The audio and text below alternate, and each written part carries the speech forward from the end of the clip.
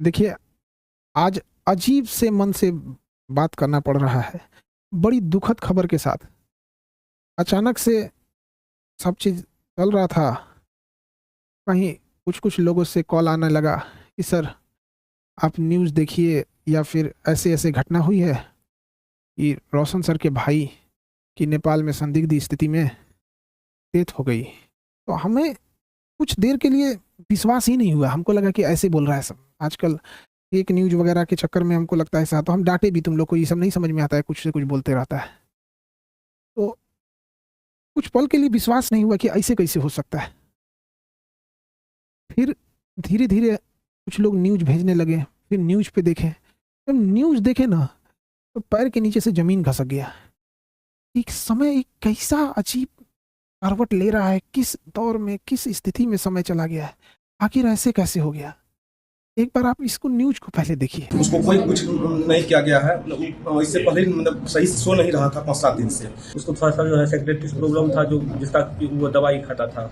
ज्ञान बिंदु कोचिंग संस्थान के डायरेक्टर रोशन आनंद के भाई प्रिंस यादव की संदिग्ध स्थिति में मौत हो गई। वहीं उनकी मौत के मामले में अब एक बड़ा खुलासा हुआ है। प्रिंस यादव के साथ नेपाल गए उनके दोस्तों ने बड़ा खुलासा करते हुए बयान दिया। सुनिए, प्रिंस यादव के साथ नेपाल गए उनके दोस्तों ने उनकी मौत को लेकर क्या कुछ बताया। हम प्रिंस का दोस्त हैं। प्रिंस का पहले से दवाई चलता था मेंटल का, उसको 2 बार अटैक आ चुका था। उसको कोई कुछ नहीं किया गया है। इससे पहले मतलब सही से सो नहीं रहा था 5-7 दिन से। तो 2-3 दिन से वो दवाई स्टार्ट किया, तो 2-3 दिन से पर्याप्त मात्रा में सोने लगा। कल भी देखिए सो रहा है, बोले अब तो रिलैक्स हो गया। मतलब जिसको जो सो गया तो उसको मेंटल ऑटोमेटिकली शांत हो जाता है। तो हम लोग सोचे कि अब सो रहा है। तो उसके बाद मतलब शाम में मतलब हम लोग बाहर निकले। एक मतलब मेरे साथ में जो है ललतो और परजेश जो है उसको वहाँ पे छोड़ के गए। तो बाकी मतलब पर्याप्त मात्रा में सो रहा था। धीरे धीरे हुआ लंबा मतलब सांस लेने लगा। तो उसके बाद हमको कॉल किया हम लोग को, तो तुरंत हम वहाँ आए। हम जितना भी थे साथी उसको तो एम्बुलेंस मंगवाए, एम्बुलेंस न्यूरो हॉस्पिटल लेकर आए, समझे। तो वही उसी लाने के क्रम में उसका डेथ हो गया। कोई मारा क्या? नहीं, कोई नहीं। हम लोग बहुत करीबी दोस्त हैं। हम लोग क्यों जो करेंगे उसको? कोई दूसरा है कोई मारा? नहीं, कोई नहीं। उसको पहले से दवाई चलता था। हम लोग जो है 3 तारीख को प्रिंस के साथ यहाँ नेपाल आए हुए थे और नेपाल में अलग अलग होटल में रह रहे थे। इस घटना के रात में अचानक क्या हुआ कि हम लोग 6 बजे का प्रिंस खाना वाना खा करके अच्छा से सो गया था दवाई खा करके। उसको थोड़ा सा जो है सेक्रेटरी प्रॉब्लम था, जो जिसका कि वो दवाई खाता था। घटना के दिन हम लोग जो है यानी कि इनरवा घूमने के लिए थोड़ा सा चल गए थे, क्योंकि वो सोता था। तो हम लोग सोचे तब तो घूम आते थोड़ा देर, वो पूरा सामान नहीं था। और यानी जब हम लोग घूम के आए, जब घूमने गए तो वहाँ फोन आया कि इससे इसका तबीयत खराब हो चुका है। तो जब तक हम लोग आए तब तक एम्बुलेंस में बिठा करके हॉस्पिटल ले गए। तो हॉस्पिटल में प्रयास किया बचाने का, लेकिन बचाया नहीं जा सका। उसको हम लोगों में से किसी के द्वारा मारपीट नहीं किया गया है, ना ही किसी अन्य व्यक्ति के द्वारा मारपीट किया गया है।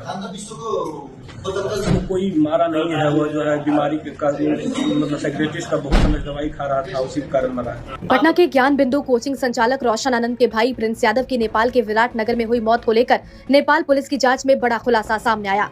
शुरुआती जांच में ये बात सामने आई कि प्रिंस यादव मिर्गी की दवा का सेवन करते थे और उनके कमरे से ऐसी दवाएं भी बरामद हुई। नेपाल पुलिस के अनुसार प्रिंस यादव अपने कुछ दोस्तों के साथ विराट नगर के एक होटल में ठहरे हुए थे। पूछताछ में उनके दोस्तों ने बताया कि प्रिंस कई दिनों से ठीक से सो नहीं रहे थे और उन्हें लगातार नींद नहीं आने की समस्या थी। बताया जा रहा है कि दवा शुरू करने के बाद ही उन्हें नींद आने लगी थी। जाँच के दौरान पुलिस को प्रिंस यादव के कमरे से एपिलेप्सी की दवा मिली है। पुलिस अब ये पता लगाने की कोशिश कर रही है कि वो किस बीमारी का इलाज करा रहे थे और दवा का सेवन डॉक्टर की सलाह पर कर रहे थे या नहीं।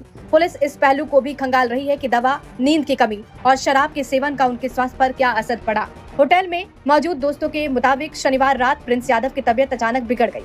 इसके बाद उन्हें तत्काल अस्पताल ले जाया गया, जहां इलाज के दौरान डॉक्टरों ने उन्हें मृत घोषित कर दिया। शुरुआती तौर पर अत्यधिक शराब सेवन की बात सामने आई थी। नेपाल पुलिस ने साफ किया है कि मौत की असली वजह का पता पोस्टमार्टम रिपोर्ट आने के बाद ही चलेगा। फिलहाल पुलिस होटल की सीसीटीवी फुटेज, होटल रजिस्टर और साथ मौजूद लोगों के बयान के आधार पर जांच आगे बढ़ा रही है। वहीं नेपाल पुलिस के मुताबिक प्रिंस एपिलेप्सी की दवा का सेवन करते थे। नेपाल पुलिस ने प्रिंस के रूम से एपिलेप्सी की दवा भी बरामद की है। वहीं अब देखने वाली बात होगी कि आगे इस मामले में क्या कुछ निकल कर सामने आता है। कि जब वीडियो देखने के बाद एकदम दिल दहल गया। किसी परिवार के लिए इससे कठिन दौर क्या आ सकता है?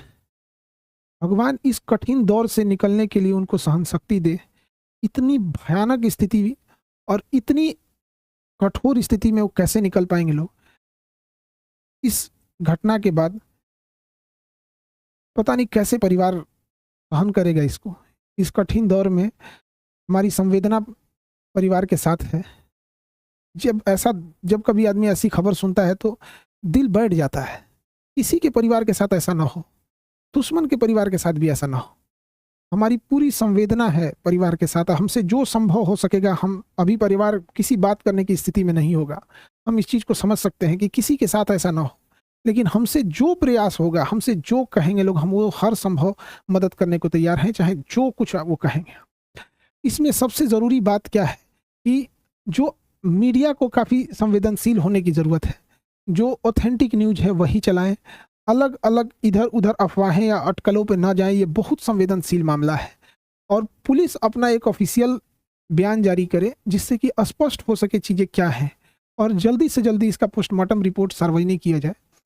और सबसे ज़्यादा जो अजीब सा चीज़ लग रहा है, ये कोइंसिडेंस, ये कैसे कोई तीसरा इंसान इसमें इन्वॉल्व लग रहा है। आखिर इतनी खतरनाक चीज़ें, इतनी अमानवीयकृत कैसे कोई कर सकता है? तो इसमें कोई ना कोई तीसरा साजिश जरूर कर रहा है। इसके लिए एक उच्च स्तरीय जांच होनी चाहिए और उच्च स्तरीय जांच की रिपोर्ट को लाया जाए और जो दोषी पाए जाएंगे उनमें एक को भी न छोड़ी जाए। फांसी से नीचे इनकी कोई सजा नहीं होनी चाहिए। आखिर ऐसा किसने, अगर किसी ने इसमें इन्वॉल्व है तो। अभी न्यूज़ में पता चल रहा है कि अलग अलग न्यूज़ अलग अलग चला रहे हैं। कृपया करके न्यूज़ वालों से भी हाथ जोड़कर विनती है। कोई कहता है कि मिर्गी की दवा खाई, एक दूसरा न्यूज़ देखो तो कोई कह रहा है कि शराब, कोई अलग न्यूज़ दिखा रहा है, कोई कुछ न्यूज़ दिखा रहा है। तो कृपया न्यूज़ वाले ऑथेंटिक चीज़ों को दर्शाओ। किसी की जान गई है क्या, मिर्गी की दवा कहाँ से थी, कहाँ से लाया गया, इसकी जांच पुलिस सार्वजनिक करे इस मामले को। और जो न्यूज़ में चल रहा है कि 5 लोगों को हिरासत में लिया गया है, सबसे ज़रूरी चीज़ है कि उन 5 लोग कौन कौन से थे, उनको नाम सार्वजनिक किया जाए। उनकी भी जाँच होनी चाहिए कि वो आखिर कौन थे। दोस्त के रूप में कोई और तो नहीं था। ये तीसरा एंगल कोई हो भी सकता है इसमें। इस चीज़ को नकारा नहीं जा सकता है कि जिस तरह से इस मामले को तूल पकड़ाया गया, एक गार्ड का मैटर था, अपना सॉल्व हो जाता है इसको, लेकिन इसको इस तरह से तूल पकड़ाया गया इतना बड़े लेवल पे। और इधर ये जब ये घटना सामने आती है तो कुछ समझ में नहीं आता है क्या करें आप। इतने कठिन परिस्थिति में पूरे लोगों को से भी विनती करते हैं कि परिवार का सहानुभूति रखें और इस बात पर जोर दें कि तीसरा एंगल पर जांच हो और जो लोग संदिग्ध, नेपाल ने किन 5 लोगों की गिरफ्तारी की है उनकी भी जांच होनी चाहिए और एक उच्च स्तरीय जांच बैठाकर जो भी दोषी पाए जाएंगे उनको फांसी से नीचे सजा नहीं होनी चाहिए। देखिए, जो इंसान अब पुण्य आत्मा अब दुनिया से चली गई, भगवान उनको शांति दे, लेकिन यदि इसमें जो इन्वॉल्व है उसको पुलिस पकड़ लेती है या उच्च स्तरीय जांच में आती है तो कहीं ना कहीं ये उचित रहेगा। इस कठिन परिस्थिति से अजीब सा समय ले आ देता है। कभी कभी समय इंसान को ऐसे जगह लाके खड़ा करता है ना, जहाँ इंसान को कुछ समझ में नहीं आता है क्या हो रहा है। ये समय का चक्र किधर चल रहा है, कौन सी साजिश चल रही है, कौन कौन इसमें इन्वॉल्व हो रहा है, कौन तीसरा इंसान तो नहीं इन्वॉल्व हो रहा है।